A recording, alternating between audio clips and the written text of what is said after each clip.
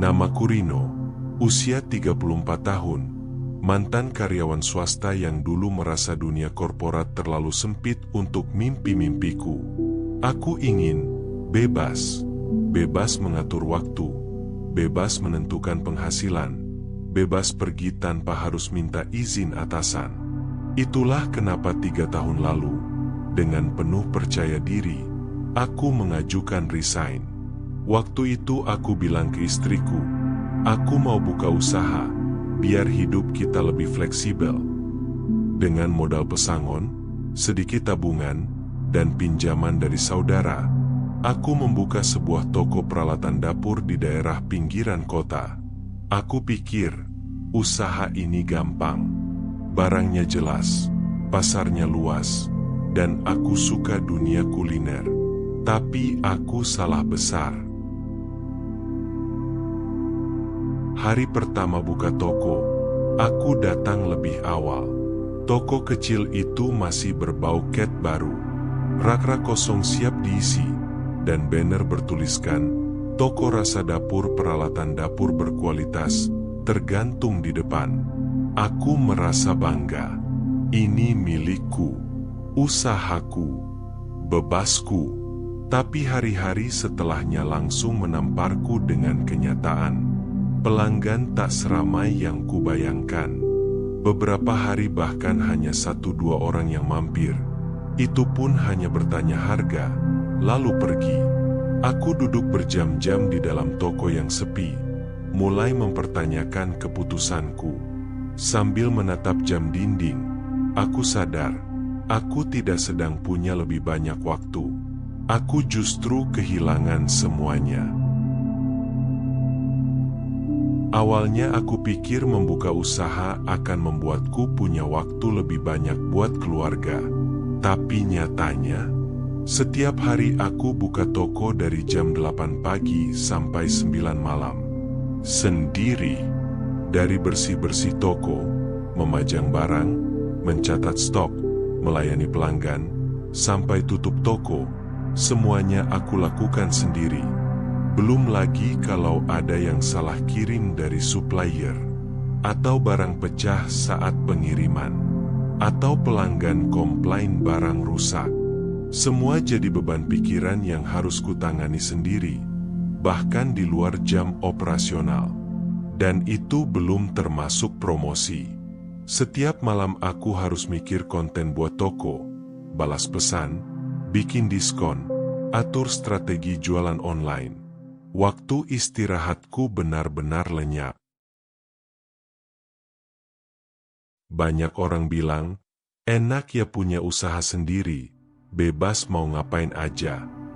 Tapi tidak ada yang bercerita bagaimana rasanya saat awal-awal merintis. Bangun pagi dengan kepala pusing karena stok belum cukup. Tidur malam sambil memikirkan target penjualan bulan ini. Ditanya keluarga, "Loh, usahanya kok sepi?"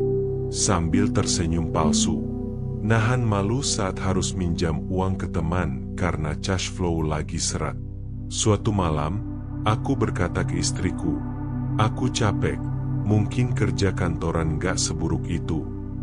Tapi istriku menggenggam tanganku dan berkata, "Justru karena kamu capek, itu tandanya kamu sedang menanam.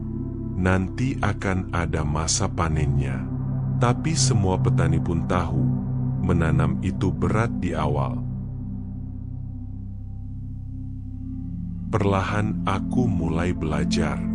Belajar bahwa promosi bukan hanya soal diskon, tapi soal komunikasi. Belajar bahwa pelanggan bukan hanya pembeli, tapi teman perjalanan.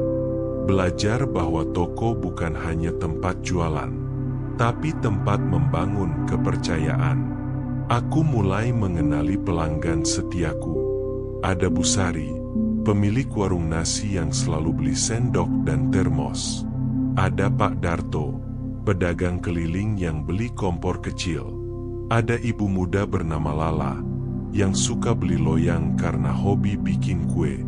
Sedikit demi sedikit, aku sadar bahwa keberhasilan usaha bukan datang dalam bentuk kebebasan waktu, tapi datang dalam bentuk rasa bangga atas sesuatu yang tumbuh dari nol, dari tangan sendiri.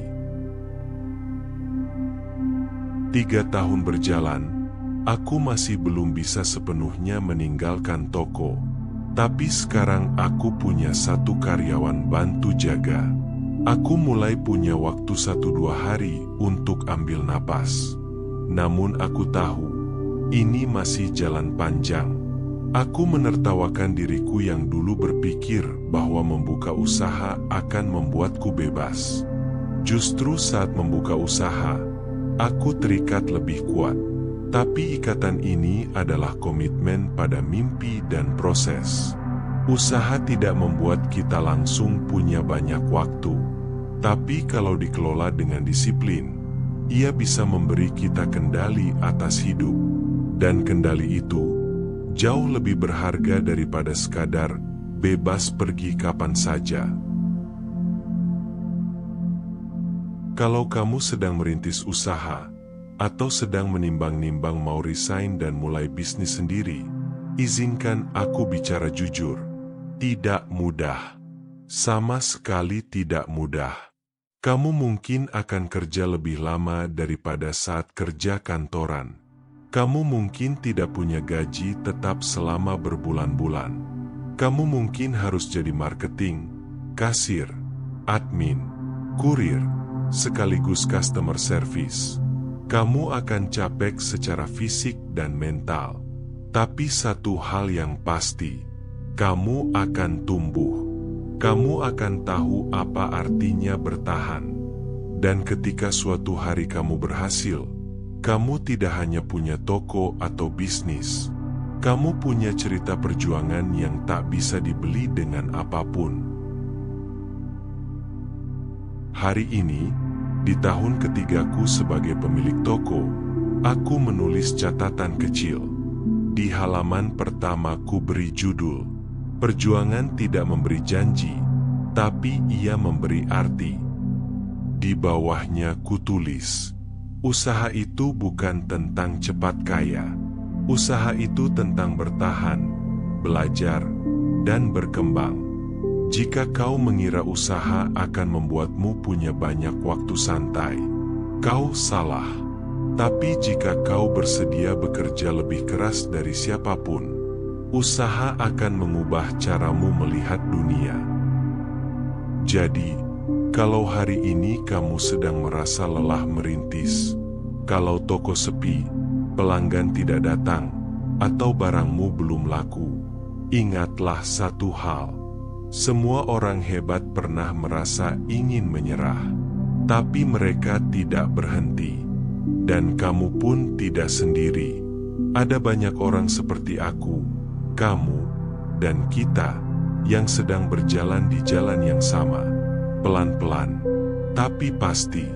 Karena membuka usaha memang tidak semudah yang dibayangkan. Tapi di balik lelah dan tanggung jawab yang berat, ada satu hal yang diam-diam tumbuh, ketangguhanmu.